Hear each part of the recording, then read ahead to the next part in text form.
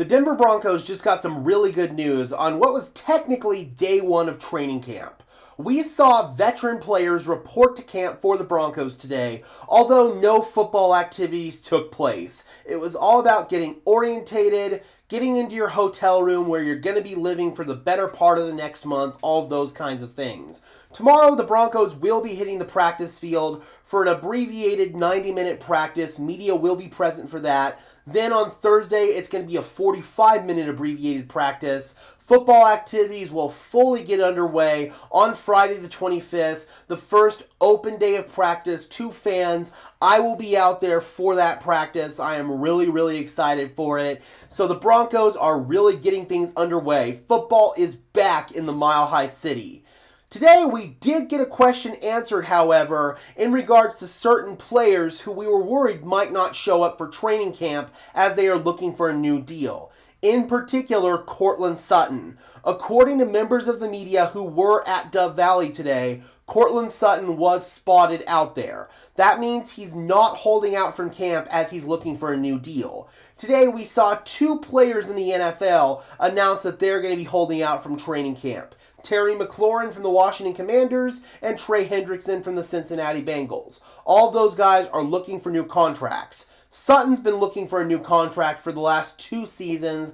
Last season, the Broncos gave him some incentives on his deal to make him happy for the 2024 season. If the Denver Broncos are not comfortable giving Courtland Sutton a long-term extension, I imagine they will probably do a similar thing this season. I bet there's some sort of gentleman's agreement in place. As of right now, Courtland Sutton, if we bring in the highest paid wide receivers in the NFL, is slated to make $13.75 million this year, making him the 27th highest paid receiver in the NFL. I think we can all agree that that is a little bit of an underpay, especially when you have guys who aren't producing at that same level, like Calvin Ridley up here making $23 million a year. I think that's kind of the area that Courtland Sutton is hoping to settle on. Around this $23 million a year, the Michael Pittman, Deebo Samuel, Calvin Ridley area, just above Chris Godwin. I think that's more than fair and more than realistic for Sutton if the Broncos were going to do a long-term deal. There's no way of knowing for sure what the Broncos are thinking right now. I think that realistically they're prioritizing getting extensions done with Zach Allen and Nick Bonito first. Afterwards, they'll think about getting something done with Courtland Sutton. But if it's just going to be apparent that no long-term deal is going to be had, I do think that the Broncos are going to reward Sutton for everything that he's done for the last couple of years, as well as everything they're hoping that he's going to do this year. He's the bona fide wide receiver 1 for this team. There's nobody else that can really fill his X-receiver role. I think of guys like Pat Bryant and Devon Vele, even though they're bigger receivers, they're more so big slot receivers that are more akin to Tim Patrick than they are akin to Courtland Sutton. So I think that Sutton is definitely going to be heavily in the mix for the 2025 season. We'll see what happens beyond that and how aggressive the Broncos want to be in getting an extension done with him.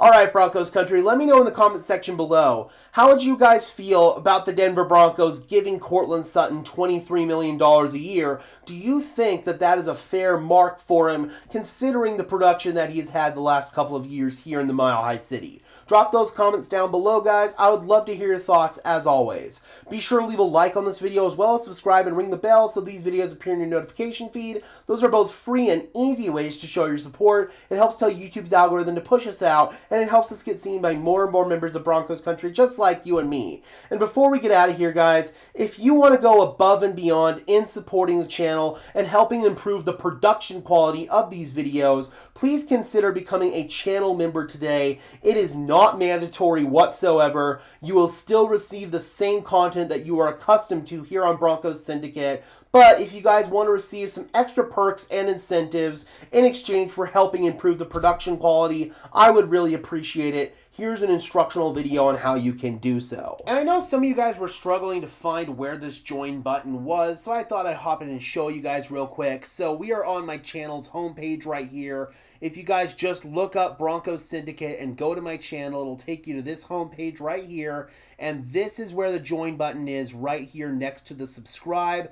Let's just go ahead and click on a video real quick here. Consistency. And the join button is right here on the videos. Right next to my title, or right underneath my title, and right next to my channel name and subscriber count. That's how it looks on PC. And then on mobile, it's not focusing well, but you guys can see that white button right there. It says join. It's not focusing, but that white button that's underneath the title next to my channel name, that is where it will be on mobile. So that's where these buttons are located on PC and mobile. I'm not sure how to do it on a smart TV or if you're on some sort of weird device like that, but that's where the button would be located on PC and on mobile. And until next time, guys, I'm your host, Gage Madrid, saying peace out.